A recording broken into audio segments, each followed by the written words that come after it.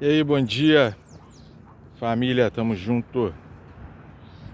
Antes de qualquer coisa, deixe seu like no vídeo aí, compartilha nossas postagens e siga nossa página para ficar sabendo das histórias do Rio de Janeiro, da Baixada Fluminense, da região dos Lagos.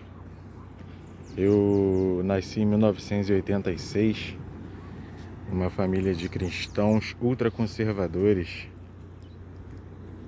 Sou neto de sergipanos e paulistas.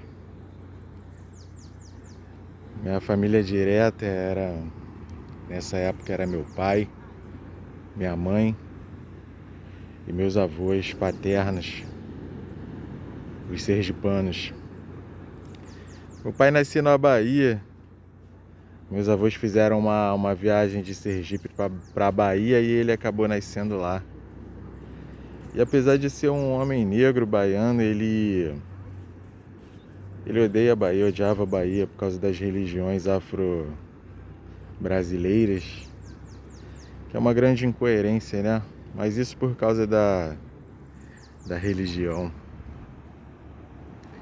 E eu lembro que uma das primeiras lembranças assim que eu tenho de quando criança foi de pedir ao meu avô uma tesoura, que eu não queria mais chupar a chupeta.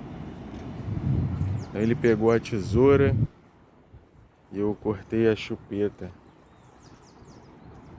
Desde pequeno eu sempre fui muito inteligente, acho que eu tenho algo parecido com altas habilidades. Pode ser uma benção quando é bem direcionada, mas se não for bem direcionada, acaba se tornando uma maldição, porque você tem alta sensibilidade, pensamento acelerado. Então acaba se tornando, dependendo das condições, você acaba se tornando uma pessoa muito inconstante, às vezes indecisa, apesar de ser muito empática. E essa é uma das primeiras lembranças, eu ter cortado essa chupeta. Eu não gostava daquela compulsão, provavelmente influenciado por alguém.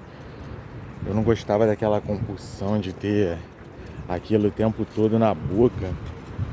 E aí eu lembro de ter cortado a tesoura também. Ter cortado a tesoura não, ter cortado a chupeta. E assim foi.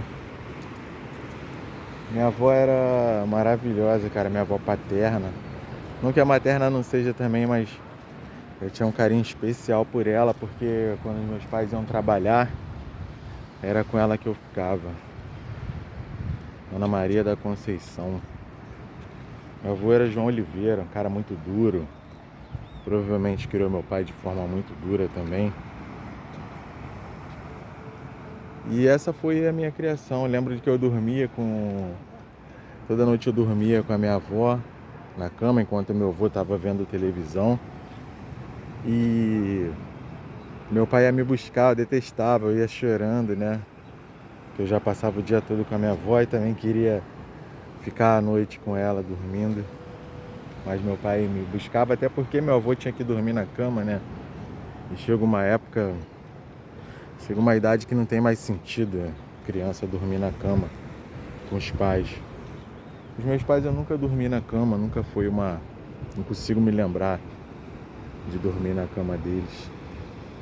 Hoje em dia minha filha está com 7 anos, dorme na nossa cama até hoje, mas lembro que minha avó tinha feito uma coxinha de retalho, eu adorava aquela coxinha de retalho, então toda vez que meu pai me levava para casa para dormir, eu estava enrolado naquela coxinha de retalho. E apesar dos protestos, né, criança não tem muito direito de escolha, eu ia. Quando criança eu dizia que eu queria ser médico,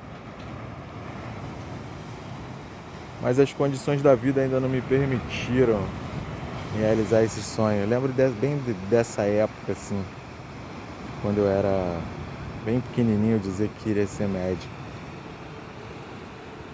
Hoje eu estou próximo, estou na área da enfermagem, mas a gente sabe que a medicina, apesar dos avanços que teve no país, aqui no Brasil, a medicina ainda é acessível para 99,9% da população. Hoje em dia eu sou técnico em enfermagem, já cheguei a iniciar a faculdade de enfermagem, mas tive que parar. Mas pretendo continuar, pretendo retornar a ela um dia. Então esse é o vídeo de hoje, deixa aí seu like aí, compartilha com a galera. E siga a nossa página para continuar acompanhando essas histórias aí. Que apesar de ser uma história de superação, e hoje em dia as coisas estarem relativamente bem, foi uma vida muito dura, foi uma vida muito difícil. E creio que alguns de vocês vão se identificar com alguns fatos ou outros. É isso, tamo junto.